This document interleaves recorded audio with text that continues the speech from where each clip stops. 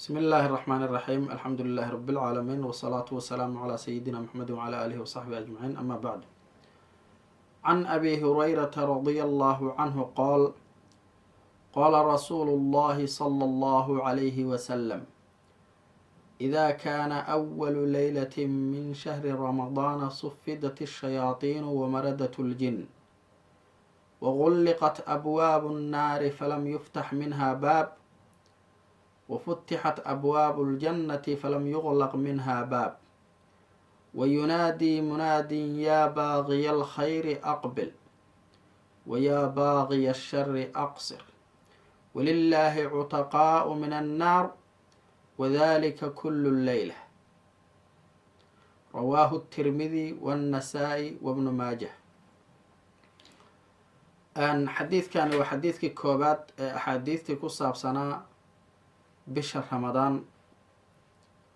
xadiidkan oo ah xadiid saxiixa wuxuu noo sheegayaa macaani fara badan oo aada iyo aada u muhiim ah. wuxuuna leeyahay nabigeenu calayhi salaatu wasalaam, haddii bisha ramadaan habeenka u horeysa la gaaro, waxaa la xirxiraa shayaadiinta iyo jinniga kuwiisa madaxa adag. habeenka koobaadba waa la xirxiraa. sidoo kale albaabada naaraha ayaa la xiraa, hal albaabna lama furo inta ramadaan lagu jiro. sidoo kale albaabada jannada waa la furaa, hal albaabna lama xiro inta ramadaan lagu jiro. intaa kadib waxaa dhawaaqaya malag ilaahay uu soo diray oo la hadlaya dadka muuminiinta ah ee bisha ramadaan soo gaaray, asagoo leh: yaa baaqiya alkhayri aqbil, wa yaa baaqiya ashari aqsir. war qofka khayrka doonayow soo dhowow. qofkii bishaan soo gaaray asagoo isi soo diyaariyey oo shacbaankii intuu ku jiray soo diyaar garoobay, ee ramadaan qalbi fiican la soo qaabilay, ee ramadaan doonaya inuu ka faa-iideysto, ee doonaya albaabada jannada oo furan inuu u diyaar garoobo, ee doonaya raxmadda ilaahay shubmaysa ramadaan inuu helo, ee doonaya kuwa la xoreeya inuu ka mid noqdow soo dhowow.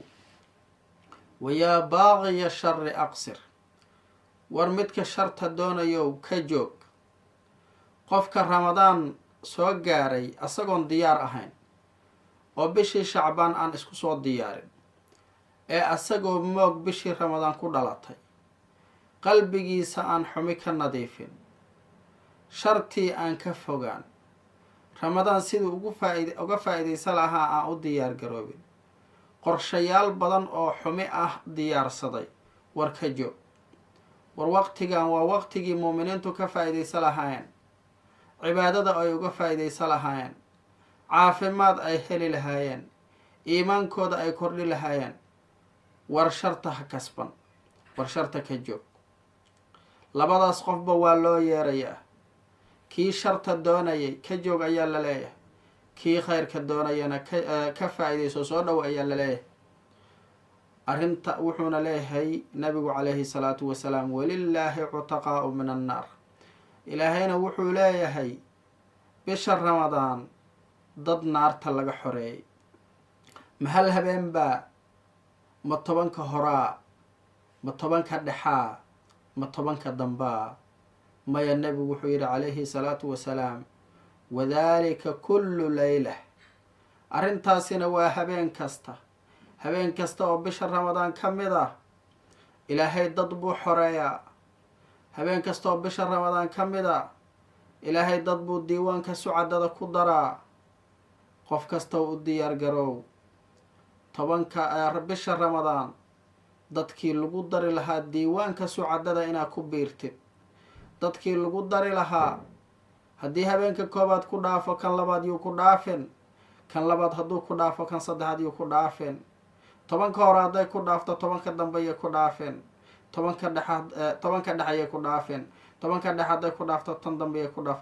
qof kastow habeen kastoo ramadaanka ka mid a albaabadu waa furan yihiin, ilaahay sucado ayuu jannada albaabadeedu furan yihiin u diyaarinayaa diiwaankaaga wax fiican ha kuu galeen. haddii diiwaanka xataa dadka xuxun aa ku qoreed haddaad ilaahay u laabatid waa lagaa tirayaa. xadiidkan markaa macaani fara badan ayuu noo faa-iideynayaa. waxaa xadiidkan noo cadeynayaa xirxiridda shayaadiinta iyo jinniga kuwiisa madaxa adag inay dhacaysa habeenka koobaad oo ramadaanka ka hor inaysa ahayn, kadibna inaysa ahayn. xadiidkan baa laga qaadanayaa. sidoo kale waxaa xadiidku noo cadeynayaa jinniga kuwa aan la xirxirin inuu jiro, kuwa madaxa adag oo ummadda dhibaya inay yihiin waxa la xirxirayaa. waxaa kaloo xadiidku noo cadeynayaa albaabada naaraha in la xiray, weliba aan hal albaab la furayn bisha ramadaan inta lagu jiro. waxaa kaloo xadiidku noo cadeynayaa albaabada jannadoo dhan inay furan yihiin, hal albaabna aan la xirin inta ramadaan lagu jiro. waxaa kaloo xadiidku noo cadeynayaa qofka khayrka doonaya ee bisha ramadaan qalbi fiican la tagay in la soo dhaweynayo oo la sugayo, oo maaragtay malaa'ig ilaahay uu soo diray inay soo dhaweynayaan, soo dhawo ay leeyihiin. maxaa yeelay qofkaasi ramadaan ayuu isku diyaariyey, shacbaan uu isi soo diyaariyey, marka marxabeyn ayuu leeyahay. qofkaasi digniin ma leh, qofkaasi digniin ma leh. qofna waa loo digayaa, qofna waa lasoo dhaweynayaa. labadooda waa kala khayr badan yihiin. meel lagaa soo dhaweynayo markaad tagtid iyo meel lagaaga digayo oo lagu digayo markaad tagtid waa kala duwan yihiin. nabigeenu wuxuu ahaa albashiiru nadiir. qur-aanka sida ilaahay ku sheegay bashiiran wa nadiira, waa kii bishaareynayay digayeyna. marka wuxuu u bishaareynayaa dadka oo maaragtay khayrkii rumeeyey iimaanka yeesha u bishaareynayaa, kuwa beeniyana waa u digayaa. marka qofkii fiicnaa ee soo diyaar garoobay waa lasoo dhaweynayaa. qofkii kaloo ramadaan soo gaaray asagoon diyaarsanayn, asagoo xumi ka buuxdo, asagoon ramadaan shacbaan aansi soo diyaarin, asagoo dadkii camalkooda sanadkii la aqbal aan ahayn ee qalbigiisa xumi ka buuxdona waa loo digayaa. war xumida ka joog, war bishaani ma ahan, war bil xumaan ma ahan, waa bil dahirid, waa bil nadaafo, waa bil cibaado, waa bil caafimaad, waa bil qur-aan, waa bil maaragtay ilaahay uu jecel yahay. ka joog, digniina la siinaya. wuxuu kaloo xadiidku noo cadeynayaa ilaahay dad inuu xoreynayo, dad inuu xoreynayo. haddana xadiidku wuxuu noo sii caddeeyey xoreyntaasi inaysan ahayn hal habeen. wuxuu noo caddeeyey xadiidku xoreyntaasi inaysan ahayn 10 hore kaliya. wuxuu xadiidku noo caddeeyey xoreyntaas inaysan ahayn 10 dhexe kaliya. xadiidku wuxuu noo caddeeyey xoreyntaas inaysan ahayn 10 dambe kaliya oo laylatulqadri ku jiro. laakiin habeen kasta la xoroobayo, habeen kasta dad ayaa ilaahay ka tirayaa diiwaankii ashqiyada, oo ilaahay uu ku darayaa diiwaanu sucadaa. allahu akbar. maxaa yeelay qofba maraa toobadda la waafajinayaa, qofba maruu qalbi khaalis oo nadiifa ilaahay la qaabilayaa, qofba maruu toobad nasuuxaa la imaanayaa. markaas asagoo ku qoraa diiwaanka ashqiyada ayaa laga soo bedelayo diiwaanu sucadaa lagu qorayaa. ilaahay ow rabbi ow sucadada nagu qor, ilaahay ow dadka jeceshaha nagu dar, ilaahay ow haddii xumaana noo hormarta ilaahu naga tirtir, ilaahu haddii xumaana noo hormarta naga tirtir, ilaahay ow rabbi ow mina sucadaa nagu dar, ilaahay ow dadka diiwaanka sucadada aada ku qoraysid nagu dar, ilaahay ow rabbi ow annaga iyo muuminiinta iyo waalidiinteenni iyo dhammaan ilaahay ow dahir. qofka waxaa la rabaa inuu ducada ballaariyo. markasta oo ducadaadu ay ballaarato waa markasta oo aqbalkaagii lasii kordhiyo. marka ramadaanka aan isu diyaarino, aan ka faa'iidaysano, aan maaragtay qalbi fiican aan la qaabilno. qalbiga waa la nadiifiyaa. haddii qalbigaagu xun yahay waxa weeye wax fiican kuguma dhacayaan. kasoo qaad guri qashin ku jiro oo wasaq ah oo nadaafad leh, haddaad rabta inaad qurxisid marka hore waa nadiifinaysaa, markaasaad kabacdi goglaysaa qurxinaysaa. marka qalbigeena aan nadiifino si raxmadda ramadaanka shubmaysa, nicmada ilaahay shubmaysa oo aan kala go-a lahayn, si qalbigeena ay u buuxiso.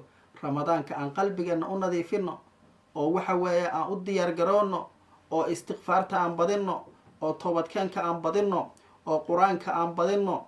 waxa weeye in ilaahay nagu daro dadkaas la xoreey ayaan ilaahay weydiisanaynaa. in sha allahu tacaala intaas ayaan xadiidkeena maanta kusoo koobaynaa. وبالله التوفيق، والسلام عليكم ورحمة الله تعالى وبركاته.